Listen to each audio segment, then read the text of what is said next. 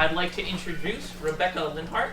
Rebecca Linhart is a PhD student of Peter Peyton and Scott McWilliams at the University of Rhode Island, studying shorebird migration ecology.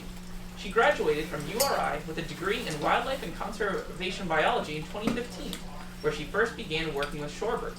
She later went on to do her master's degree at Mount Allison University, where she studied the staging and non-breeding ecology of semipalmated sandpipers in Canada and Brazil, which she will be sharing with you today. Rebecca is currently studying the ecology of migrant shorebirds throughout the Atlantic Flyway and is interested in understanding the connectivity, habitat use, and individual movement decisions of multiple shorebird species. When she is not following shorebirds throughout the Flyway, Rebecca lives in New Bedford, where she and her partner raise ducks and turkeys and try to grow and store as much food as possible. Rebecca, take it away. Yeah, there's not many of us, so if you have questions midway, feel free to just ask, because we can do that. But yeah, so as you said, I'm a new student at URI, so I don't have much to share with you yet, but I'm going to tell you about my master's work at Mount Allison University. I was being supervised by Dr. Diana Hamilton. It's a really small, primarily undergraduate university in New Brunswick in Canada, and we worked really closely with the Canadian Wildlife Service and Julie Paquette, who's the regional shorebird biologist. So all of us saw the news in 2019 when this big paper came out that found that North America had lost 3 billion birds since 1970. And at the same time, the State of Canada's birds report came out, and that showed very similar declines in a bunch of different families of birds. But particularly, it found that there was a 40% decline in shorebird species. And that's a really stark finding for Canada specifically, because Canada hosts the majority of Arctic breeding shorebirds that we have throughout the Western Hemisphere. So that kind of sparked a lot of research to figure out what exactly is going on and why these declines are occurring.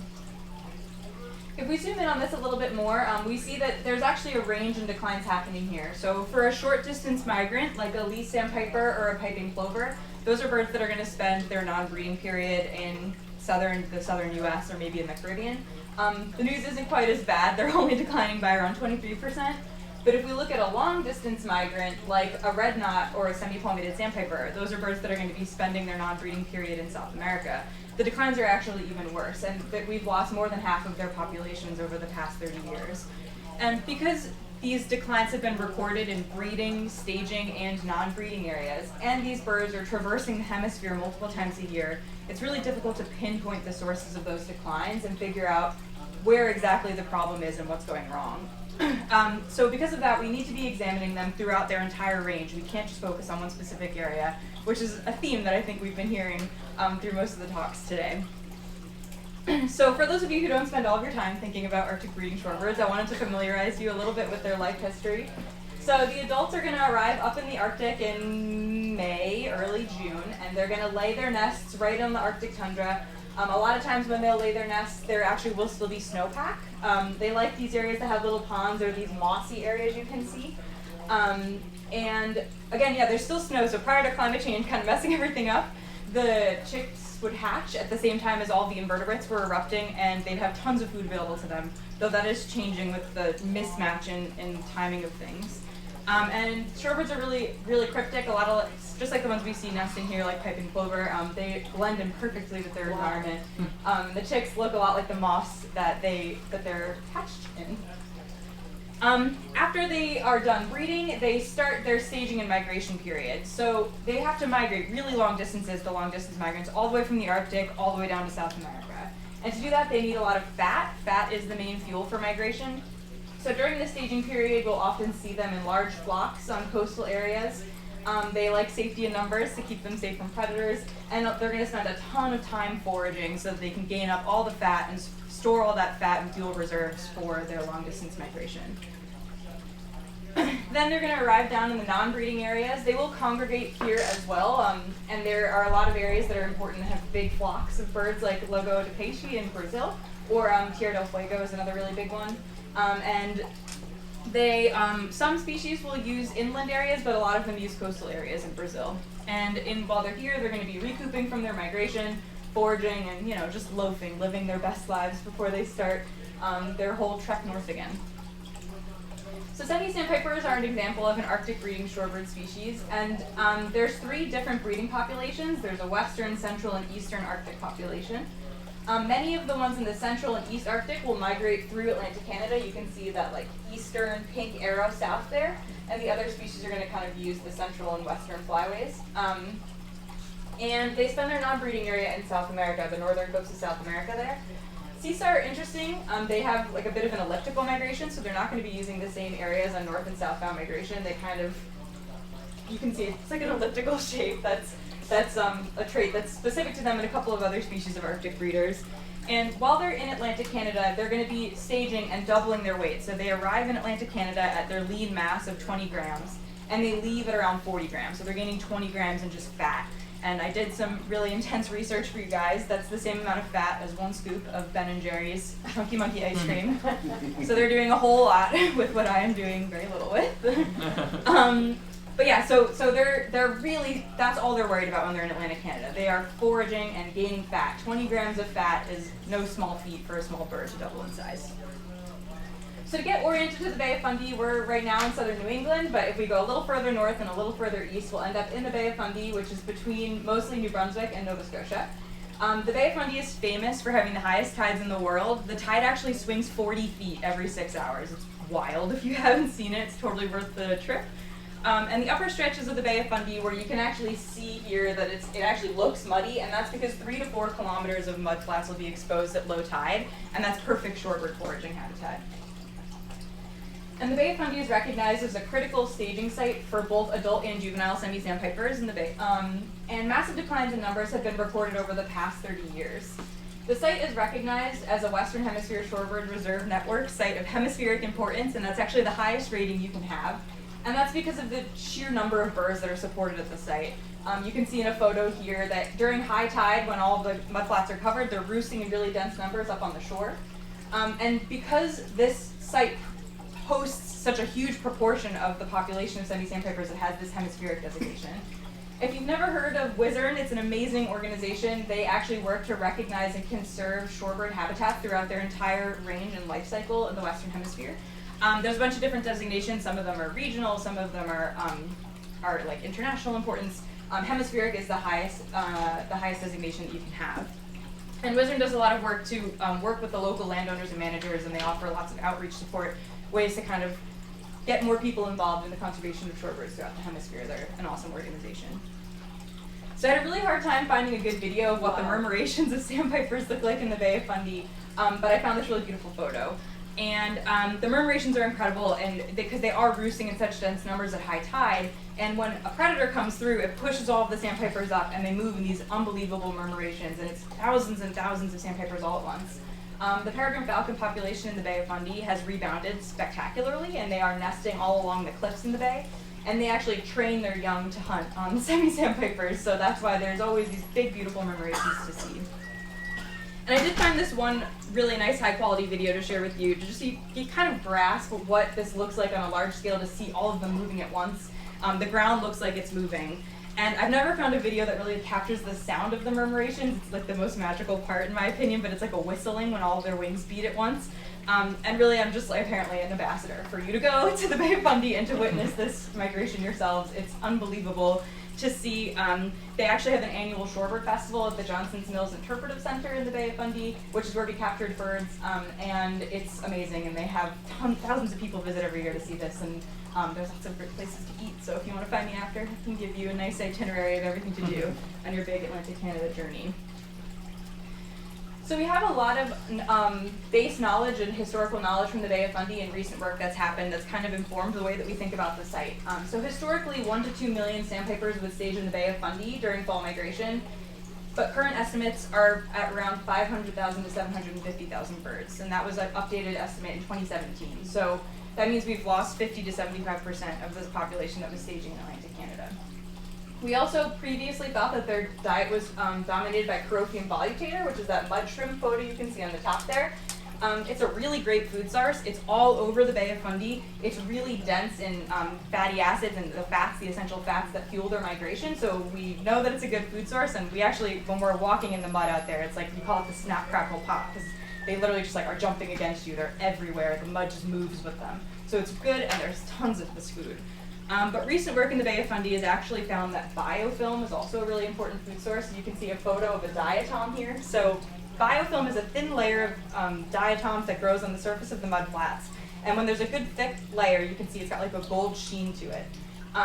And some of the work in our lab has actually gone and looked at the foraging behavior of semi-sandpipers in the Bay of Fundy and found that the sandpipers are actually really selective on this biofilm, and they'll actually choose to forage in areas that has biofilm that's higher in fat than in areas that have biofilm that's lower in fat. So they're recognizing the good fuel in that biofilm and they're keying in on it.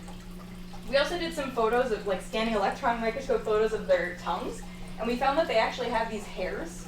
And during those behavioral observations, we noticed that they would run their bills over the surface of the mud. So we do think that they're actually adapted to eat this biofilm, and has probably been an important food source for a long time and just has gone unnoticed.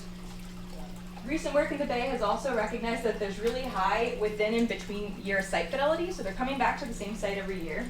The master's student before me had tagged sandpipers in multiple areas of the Bay, and she tracked them for the length of stay and found that they actually stayed where she tagged them.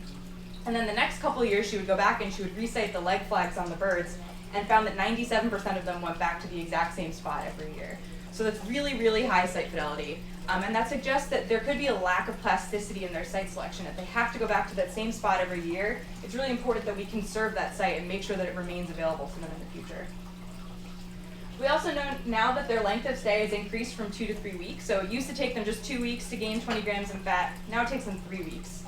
At the same time, we know that they're also arriving in the Bay of Fundy much later. So one of the students in the lab looked at the median passage date, which you're seeing on the vertical axis here, over time, so from like the mid-1970s all the way up through the 2010s, and found that they are indeed arriving later. And what best explains that is the temperature in the Arctic. So as the temperature in the Arctic is warmer, the birds are leaving the Arctic later and then arriving in Atlantic Canada later as well. So there's a lot of speculation about what all this means in terms of conserving and managing sandpipers, but we have some additional questions that we need to answer. So we know that the best way to manage wildlife, as we've been talking about, is to manage the habitats that they use. And we have a really good understanding of the Bay of Fundy and the way that it's used by adult sandpipers. And all the work that I just described to you has actually led to the expansion of the Western Hemisphere Shorebird Reserve Network in the Bay of Fundy.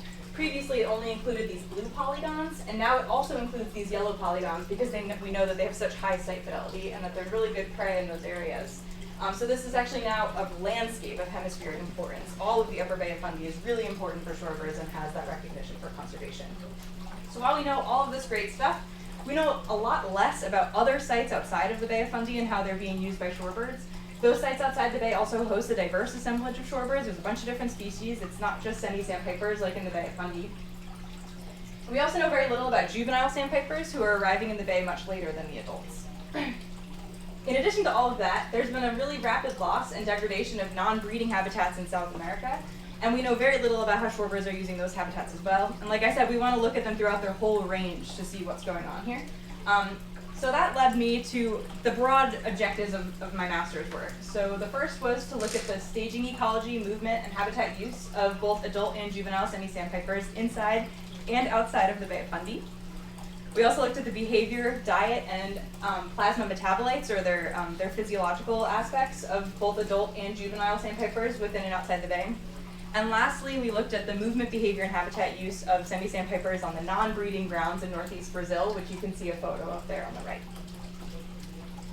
So to do all of this, we used some common methods in both areas. So in both areas, we had to capture birds. A subset of those birds would receive radio transmitters, which we would use to track their local and migratory movements.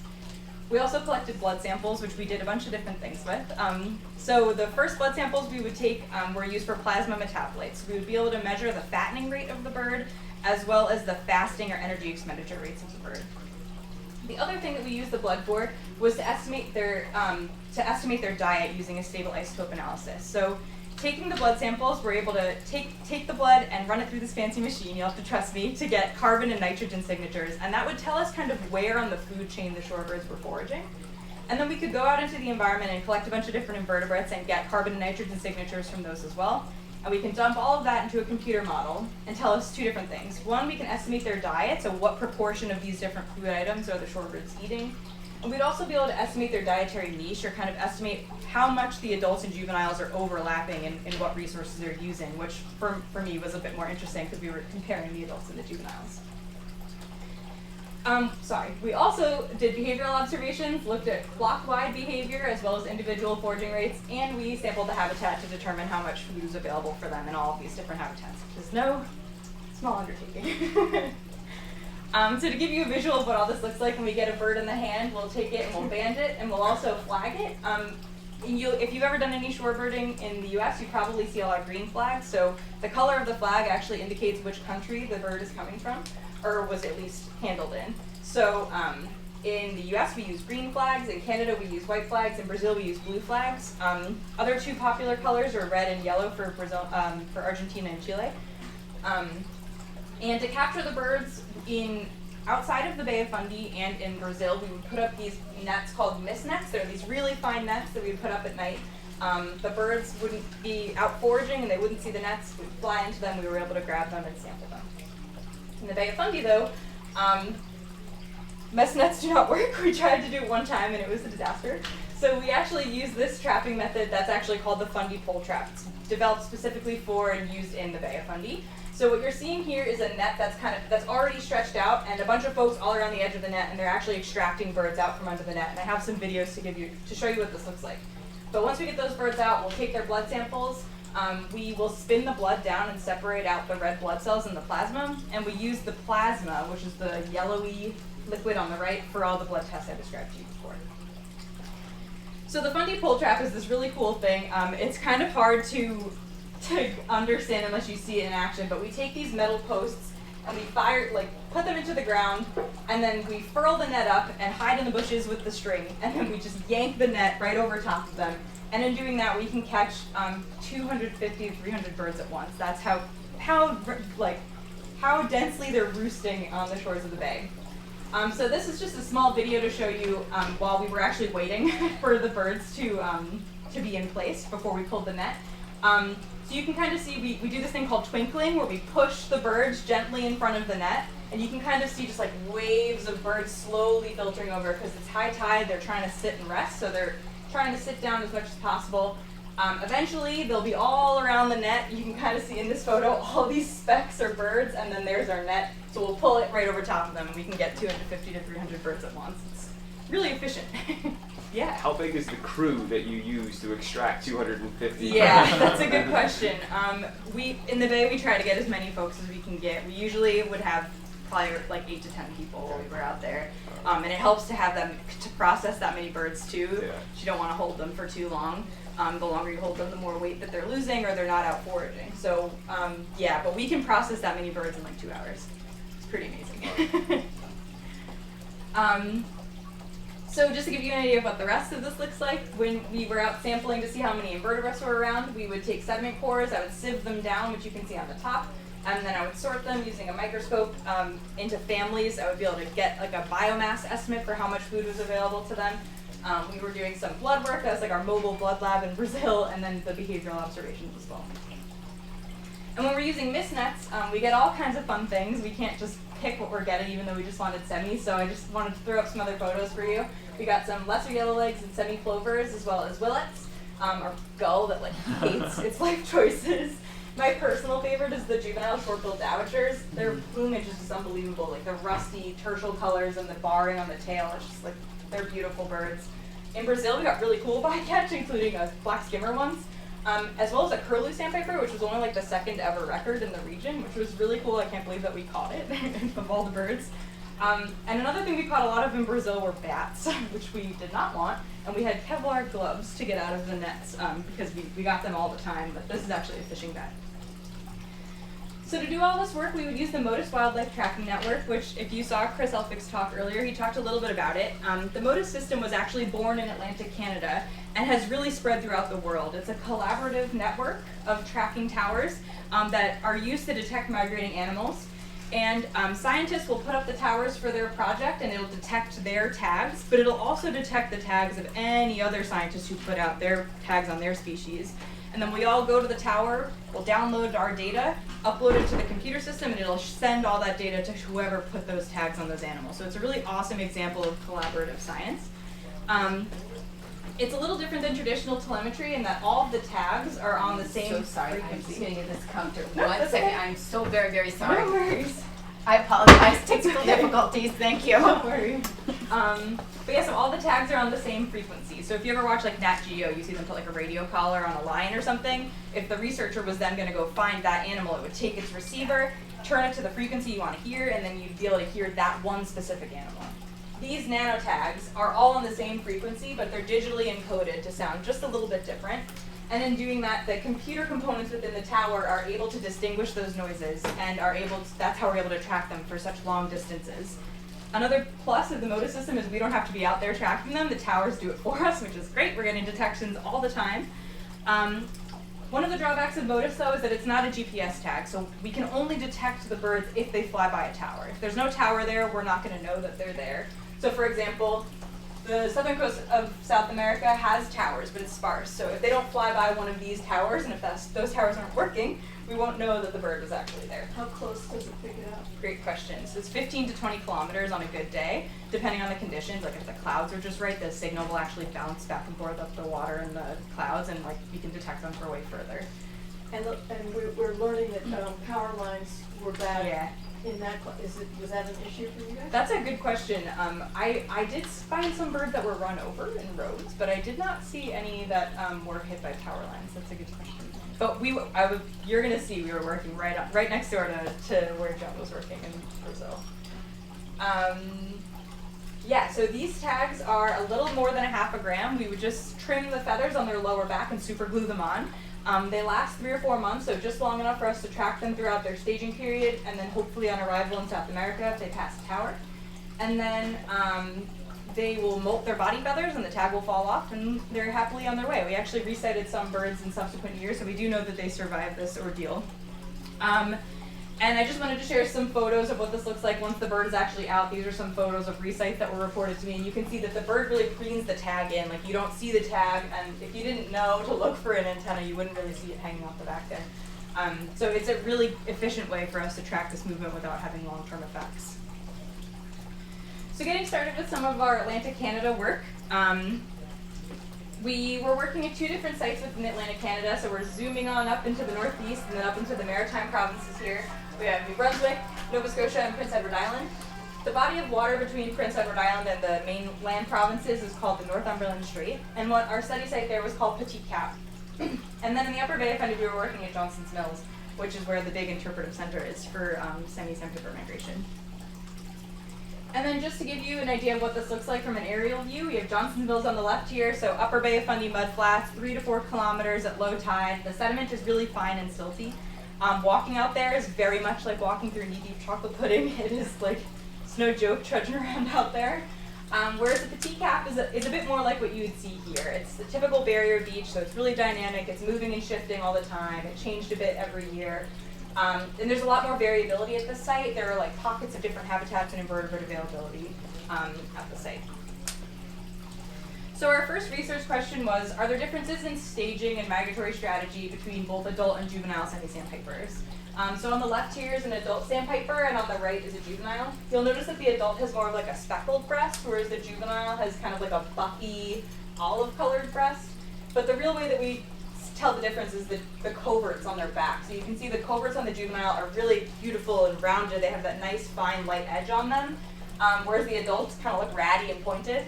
And that's because the adults have already migrated once on these feathers, and it really is so energetically taxing that their feathers wear away. Sometimes we'll get them and their primary flight feathers will just be a rachis. There won't even be any feather left. So that's how we actually gauge them in the hand, is by looking at their coverts. So the juveniles are going to be arriving in the region a bit later. The adults arrive in late July, early August. The juveniles don't come through until late August, early September. And because of that, they might be using a different prey base. The adults could be predating down the mudflats and leaving something different for the juveniles. Also, juvies are just dumb. They're babies. They're like 5 to 8 weeks old, and this is their first outbound migration, so they got a lot to figure out. It might take them longer to fatten, and they tend to have higher mortality. So we want to be able to understand differences between adults and juveniles so that we can manage habitats to minimize any potential impacts that would be increasing the mortality of juveniles while they're in Atlantic Canada. We also wanted to look at differences in staging strategy between birds within the Bay of Fundy versus birds outside of the Bay of Fundy, where we know a lot less about. And when we talk about staging strategy, we looked at a ton of different things, including how long they were in the region, their behavior in the region, their movement, habitat use, what they're eating, and how quickly they're gaining weight while they're here. I won't have time to talk about all these results, but the ones you see in bold I will touch on. So just to remind you of the objectives, the first results I'm going to talk about are looking at the movement and habitat use of adult and juvie sandpipers. So the first thing I want to share with you is just these movement patterns. So what we're seeing on these maps are the little yellow dots which show each of the different towers in the region that the birds were detected on. And the big thing that jumps out at us here is that birds that were tagged within the Bay of Fundy here on the left stayed within the Bay of Fundy. They bounced around within the bay, they popped out to the southern coast of Nova Scotia, and then they disappeared because they started their long-distance transoceanic flight all the way down to South America in one big jump. If we look at the birds that were tagged on the Northumberland Strait, they're way more variable. Some of them are moving into the bay, some of them aren't. They're kind of all over the place, a lot more chaotic and variable. And we ultimately ended up identifying 3 different movement strategies. So birds that were tagged within the Bay of Fundy stayed within the Bay of Fundy. 100% of the juveniles and 96% of the adults. So we had like maybe 1 or 2 adults each year that moved outside of the bay or would like go out to the coast and then come back in.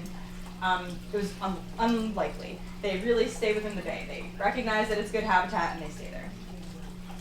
We had hypothesized that all the sandpipers that we tagged at Petit Cap would eventually move into the bay, right? There's thousands of shorebirds, there's tons of food. Why wouldn't they just move on in? Some of them did, but a much smaller portion of them did than we had expected. Only 38% of the adults and 25% of the juveniles. And the majority of sandpipers actually ended up using sites along the Northumberland Strait or other coastal sites outside of the Bay of Fundy throughout Atlantic Canada. 75% of the juveniles and 57% of the adults. This was not an expected finding at all. We did not know that this was happening. Another thing we noticed was that more juveniles chose to stay outside of the Bay of Fundy than the adults. This was not statistically significant, but we do think it's biologically significant and could suggest that these sites outside of the Bay of Fundy are of additional importance to juvenile shorebirds. We also looked at their length of stay in the region. So that's what you're seeing here on the vertical axis, the minimum length of stay, and that's the number of days they were in the region. And then the 3 different movement strategies I just described to you are on this bottom axis here. So birds that were tagged in the bay that stayed there, birds that were tagged at Petit Cap and then stayed outside of the bay, and then birds that were tagged at Petit Cap and eventually moved into the Bay of Fundy. And what we ended up finding was that birds that were using sites outside of the Bay of Fundy spent 1 week less in the region than birds that were using the Bay of Fundy, whether they were tagged in the bay or eventually moved into the bay. That was not what we were expecting to see at all. It was a big surprise. We also ended up finding that juveniles would stay around 3 days longer in the region, which represents a 14 to 21% increase in length of stay, depending on which strategy they were using, which was also interesting. And it was kind of what we were expecting to see, but proportionally more than we were expecting, I guess. We also wanted to look at habitat use over time and the different habitats that were used. So what you're seeing in these plots, on the left are adult sandpipers and on the right are juveniles. And you'll see that they're moving. So the black dots show the towers they were detected on, and then the changing colored dots around those show the number of detections on these different towers of the different aged birds throughout the season. It's kind of ticking through. So the big takeaways here is that the birds that we tagged at Petit Cap kind of slowly spread throughout the region. You can see like the coastal towers kind of slowly lighting up. We can also see that the juveniles are using way more sites than the adults, which was not what we were expecting. Juveniles, we know that the adults have pretty high site fidelity, so the fact that they're going back to the same spot every year is expected. But the juveniles seem to really use a broad variety of sites, and maybe we're sampling habitats to see where they wanted to come back in subsequent years. That was what we had guessed. We also know that the juveniles seem to make greater use of sites outside of the Bay of Fundy, so more evidence to suggest that those smaller coastal areas are of more importance to those juvenile birds. And then the last thing I want to point out to you is just that the southern coast of Nova Scotia will kind of all light up at once. And that's because all of the shorebirds were keying in on weather conditions to support them on southbound migration. So we actually looked at like hourly weather conditions as well as hourly departures, and we would get 3 to 4 birds leave within the same hour. Like they're really keying in on those weather conditions. They liked north to northwesterly winds of like a low to moderate speed and high pressure to depart the region. And the birds in the Bay of Fundy were much more selective of wind conditions than birds outside of the Bay of Fundy. that could suggest to us that there's actually a different migratory strategy here. There's like time minimizers, those that are trying to complete their migration as quickly as possible, versus an energy minimizer, which is one that's trying to complete migration with as little energy as possible. And our results suggest that even though these birds are in really close proximity, they might be using different migratory strategies. Our second objective was to look at the behavior, diet, and plasma metabolites of these birds in the sites inside and outside of the bay. So starting with the dietary breadth, before I describe the stable isotope analysis we were doing, which kind of gives us an idea of where the birds were foraging on the food chain. So what you're seeing are points in a scatter with the nitrogen and carbon signatures that I described to you. The juveniles are in dark blue and the adults are in light blue. And really the big takeaway here was that the birds in the Northumberland Strait had a much broader dietary niche. They were using a lot more different resources than the birds in the bay. That makes sense. Looking at all of the different sediment samples, there was a greater diversity of food available to them in the Northumberland Strait than there was within the Bay of Fundy. We also found that generally the juveniles had a broader dietary niche than the adults. It could be that the adults are like really keying in on a specific food source that they know is good and works for them, but it also could just be that the juveniles are testing out what works for them. So that's something we'd like to look at more closely in the future. We also looked at their fattening rates, so how quickly are they gaining fat in the region. So that's what you're seeing on this vertical axis here. It's called plasma triglycerides. It's like an index of fattening rate, and the higher the value, the quicker they're putting on fat. So that's what you're seeing here, and then birds that were sampled at Johnson's Mills within the Bay of Fundy, and then birds sampled outside of the Bay of Fundy. This was like the most interesting thing to me. Birds outside of the Bay of Fundy were fattening faster than birds within the Bay of Fundy. Bay of Fundy, highly protected, super high quality habitat, thousands of birds, tons of food. They're not fattening as fast as birds outside of the Bay of Fundy. Shocking. We think that this is probably diet related, but definitely something that we're hoping to look at more closely in the future. We also looked more closely at this fattening rate thing for birds that we tagged a petit cap and also sampled to see their movement strategy. Did they move into the bay or not? Because there was a mixture. So that's what you're seeing here on the vertical axis. So whether the bird moved into the Bay of Fundy or didn't move into the Bay of Fundy, with those fattening rates as the predictor. So are they taking that into account? We ended up finding that there was a relationship here. And birds that were gaining weight better or had a higher fattening rate were less likely to move into the Bay of Fundy than birds that had a lower fattening rate. So this could suggest that the sandpipers are actually recognizing their physiological state and then making a movement decision based on that, which is fascinating. No one's ever really seen this before, and this is definitely something that we're hoping to look at more closely on like individuals making decisions and recognizing their own physical state before they go ahead and move around in different regions. So the implications of all this is that the juvies are staying longer, they have broader site use, but they're appear to be gaining weight at similar rates. I forgot to say that. The juvies do have similar rates of weight gain. But really our work just highlighted the importance of these smaller, lesser recognized sites, which might be more important for those juvenile birds. I just recently, a couple weeks ago, heard that the Canadian Wildlife Service is actually using these results to kind of try to work to manage and acquire and promote the conservation of smaller sites in Atlantic Canada to save habitat for shorebirds. So really cool and rewarding to see these results having real conservation implications on the ground. Our work also really highlights the importance of the Bay of Fundy. We've got birds showing up in the Bay of Fundy directly from the Arctic, some are coming from other staging areas, and really it's just like a growing body of literature that shows that tons of birds are stopping there as their last stop before they go all the way down to South America.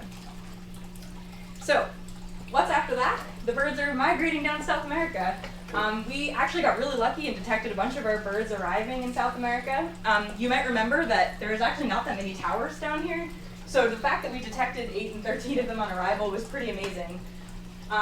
They will make a big, long, non-stop flight. They don't really stop.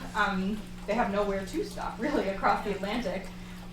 Most of our birds that we detected on arrival were in French Guiana or Suriname. A couple of them we detected in the Caribbean, but most of them went straight on down to the northern coast of South America. And just because we're shifting now, we're working with blue flags now that we're in Brazil. So I wanted to show you what that looks like. So we had to follow them down there. They get to fly direct, 4 days, no stops. We flew for over 26 hours and had to stop at multiple airports to get to Fortaleza. And we brought a ton of gear down there with us because we were working in partnership with the Canadian Wildlife Service. We wanted to work with the NGO we were working with to kind of set up an infrastructure for them and to be able to keep working in the future and kind of take what we were doing in Atlantic Canada but do it in Brazil. So to get oriented, we were working at the Bancos dos Queijoais, which is in the Icapuí municipality in Ceará state in northeast Brazil, which is just west of Rio Grande do Norte, where Joan was talking about before. So it's just this northeast corner here to get you oriented. And the site is pretty incredible. It's a big mosaic of different habitats. Similar to the Bay of Fundy, there's like 3 kilometers of tidal flats that are exposed at low tide. It's not because the tide is swinging huge amounts here, it's just that the slope is so low that the tide really moves far. There's some remaining natural mangroves in this area here, though most of the mangroves have been degraded or converted for human uses. So you're seeing a lot of kind of like squares here. This is all for shrimp and tilapia aquaculture. It's a really important part of the economy in northeast Brazil. And then you're also seeing this is called the salinas. So this is for salt extraction. The seawater will come in and work through this network of ponds, getting higher and higher salinity, until eventually it's just salt, and they're able to scrape it, and that's how they extract salt from the ocean. We had 2 different towers at the site. One was on the tidal flats, and because of the location of that tower, if the birds we tagged were out on the tidal flats, we got nearly continuous detections of them, because there was very good line of sight. The birds were like right there, right in front of the tower. The second tower that we had was actually at one of the shrimp farms, and because of the way that it was located and the lack of line of sight for the birds, and because the habitats are so low, so even if we had birds that had tags foraging right below the towers, they actually wouldn't get detected. So we only use this tower to detect their movements between habitats. So if they were moving into or out of the salinas or shrimp farms, we were able to detect them on that blue tower there in the shrimp farms. The Bancos dos Queijoais is also a wizard site. It's a site of regional importance, and that's because the site actually hosts more than 1% of the global population of both red knots and short-billed dowitchers, so it's really important for those species. And it has a ton of other birds, including semi-plovers, semi-sandpipers, Wilson's plovers, we have black-necked stilts, they've got nesting oyster catchers, lots of roseate terns, lots of other cool stuff. And a lot of the habitats here are really degraded. So just to give you an idea of what this does look like, we have the tidal flats. They go on for 3 kilometers. They're magical. It's amazing.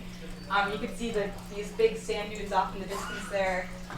What's left of the natural mangroves is right along the edge of the tidal flats here. The birds love to forage in here. It's like one of their favorite spots. I would always see birds foraging in there when I was doing my observations. The mangroves are just like mangroves you might see anywhere else. They're magical. Lots of crabs and cool songbird species. But again, many of these mangroves have actually been converted to shrimp farms or salinas. And to give you an idea of what that looks like, on the left we have a full shrimp pond here. So they use the tidal flow to raise those shrimp ponds, the water for the shrimp ponds. They'll put larval shrimp in there. They grow them all the way up until they're nice and fat. And then they'll harvest all of them. They're delicious. And then they'll draw the shrimp ponds down to let them dry out completely. And when they do that, it's like a magnet. The shorebirds are in there. It's really hard to tell in this picture, but there's like hundreds and hundreds of birds foraging in here. They love like the wet habitat, but they actually will allow this to dry out completely, and that's to prevent any like parasites or illnesses being passed between growing sections for the shrimp. So the northeast of Brazil, including Ceará and Rio Grande do Norte, produces 98% of all domestically consumed shrimp for the entire country of Brazil. So this is an incredibly important, it's incredibly important for the economy and also for the food security of the country.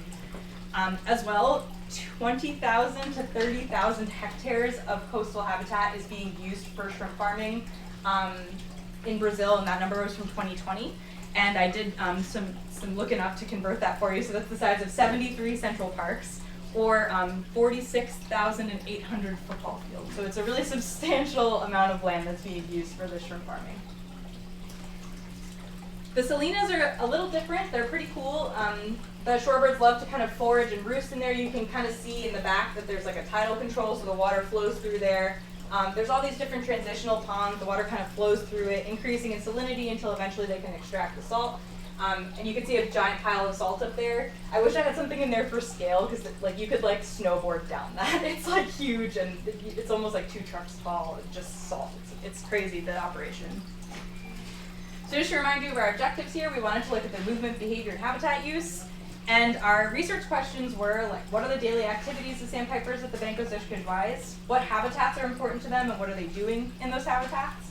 and then what's influencing the movement between those habitats. We ended up finding that there were a couple of different movement strategies here. So what you're seeing on the left are the different towers, the tidal flat tower and the tower back in the shrimp farms and the salinas, over time. So the blue dots show where they were being detected, and the purple line shows the tidal height. So what we see is when the tide is really high here, the birds are being detected in the salinas. But then as soon as the tide dips low and the tidal flats are exposed, they're moving out to the tidal flats, and they're out there for the entire time that there's tidal flats exposed until the water comes back up, covers them up, and then they move back into the salinas, and there's this inverse movement pattern. That's not super surprising. They do see the tide throughout their whole life cycle, so this wasn't, we expected to see this. What we didn't expect to see was that the majority of birds actually moved with daylight. So what you're seeing here is a sample of one bird being detected on only the tidal flat tower. The signal strength is like a proxy for distance from the tower, so the higher it is, the closer they are. And then this is over time. The orange lines show the time of sunrise, and the blue lines show the time of sunset. And what we're seeing is that they're not being detected on the tidal flats at all during the day. They are being detected on the tidal flats at night. We also see that there's a gap in detections here that's moving forward a little bit each night, and that's because these birds are still constrained by the tide. So if high tide happens at night, the birds are unable to access the tidal flats, so they have less time available to them. And that's what we ended up finding when we looked at the amount of time they spent on the tidal flats. So we ended up finding that more than 60% of our birds moved with the daylight, which we were not expecting to see. A smaller portion moved with the tide, and an even smaller portion moved with some combination of those two. It was kind of clear that they were responding to both, but it wasn't clearly, we couldn't sort them either way. Birds that were using the tide were spending a full tidal cycle out there every day, about 12 hours. Birds that were moving with the daylight, though, again, were further constrained. If high tide happened at night, they had less time available to forage in that more pristine tidal flat habitat, so they only got to spend around 9 hours out there a day. We were curious about what could possibly be driving those movements. At first, we thought maybe human disturbance. Fishing is a really important industry out there, and there's a lot of activity out on the tidal flats during the day, and then those fishermen will actually catch their bait fish in the salinas at night, so we thought maybe it was kind of pushing them back and forth. But we also thought a bit about prey availability. We're right next to the equator, and the sediment at low tide gets really hot, and the invertebrates we thought might be moving lower into the sediment column, out of the reach of birds with shorter bills. So that's what we're seeing here, is the bill length of the bird on the vertical axis, and then those 3 different movement strategies. What we ended up finding was that there was a relationship, and that birds with shorter bills were more likely to use the daylight strategy. So we're not sure about this, so this is something we're definitely hoping to look at more closely in the future, but we do think that there's a combination of things happening here, and that prey availability is probably the main driver. If they can't access the food on the tidal flats, there's really no point in being out there, increasing your risk of being out in the open for predators, stuff like that. So looking at behavior, we did flock-wide behavioral observations to quantify the proportion of time spent foraging in the different habitats available to them. So that's what you're seeing on the vertical axis here, and then the 2 different habitats, the salinas and the tidal flats. This was also a shocking finding. They were spending just as much time foraging in the really degraded salinas as they were in the more pristine tidal flats. We were not expecting to see that. We thought that they would spend a lot more time like roosting, preening, recouping in the salinas, but they were foraging there just as much. And that's because semis are generalists, they can eat anything. Whereas this might be different for a specialist species like red knot or short-billed dowitcher, which are really important at this site specifically. So that's something we're hoping to look at more closely in the future. It'll probably change the way we recommend managing the site. We also found that the type of behavior differed. So on the tidal flats, they were more likely to peck along the surface of the sediment or probe deep into it. Whereas in the salinas, we actually saw that they would do this behavior. We called it skimming, but it's not actually skimming. They're sticking their faces in, and they're kind of like keeping their faces in the water and running their bill along the surface of the sediment underwater. And we also saw them do this other behavior called, they were literally fishing, like picking things out of the water. And I ended up seeing that they were foraging on these Artemia shrimp, which is a kind of brine shrimp that is grown in the high saline ponds down there. Brine shrimp are actually really good food. They're really nutritious. So this is actually something that we're hoping to look at in the future in terms of a way to manage the site. So a lot of the salinas, they'll actually grow the brine shrimp, and those brine shrimp will be fed to the shrimp in the shrimp farms. So this could be a way to maximize the amount of money that can be made in salinas while also providing a good food source for semis. So we're hoping to see if we can figure out how important these are in the future so that we can recommend that for managing the site. just looking at fattening rates, you can see the samples that we took here in Atlantic Canada on the left, and the fattening rates on the vertical axis here. So again, the higher the value, the quicker they're fattening. And what we ended up finding was that the birds we sampled in Brazil were not yet fattening. We sampled them in February and March. We thought maybe it was possible they'd be fattening because we don't really know if they're going to other spots to fuel or if they're leaving straight from the site up to North America. They were not yet ready to migrate in February and March, and we ended up finding that they didn't actually leave until late April or early May. We detected some of them on northbound migration in the second year because we tagged birds in March. We tagged birds in February the first year. We think they went through their body molt in that time, so they dropped the tags.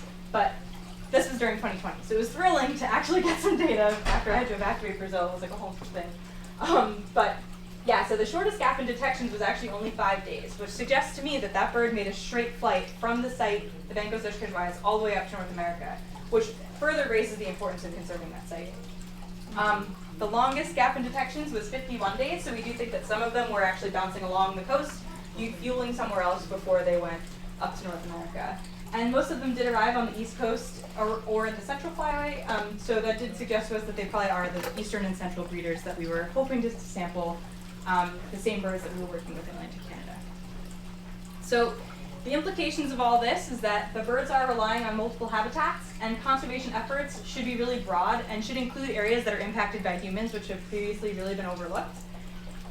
Future work should work on minimizing habitat changes and loss in the region, and we work with this amazing organization called Ecology down there. They're like a few people doing the work of hundreds, and they are working on developing these best management practices for salinas and shrimp farms in the region to maximize the habitat that's available while minimizing any of like the negative impacts that could be coming with associated with those habitats.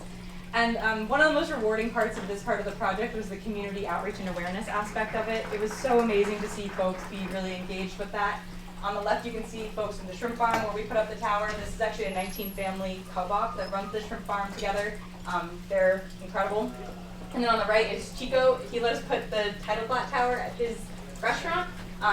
He's just like the best. He kept me fed, and also he changed my tire once. It was just like the best person to work with. And to see them be so invested in the work and conserving shorebirds was really rewarding. I promise I'm coming to the end. This nonprofit we work with called Aquasis is also doing a ton of amazing work. Every year they do a shorebird festival when the birds arrive, and they're doing a lot to try to raise, it's a really agrarian and very small town, so they're trying to grow the ecotourism in the region by doing outreach. They built this huge visitor center for people to come to in conjunction with this manatee project that they work on. They've been going into the local schools and getting kids invested, and they actually have worked with the local municipality to have shorebirds recognized as part of the natural heritage of the municipality, so that there's kind of this buy-in from the community to conserve shorebirds.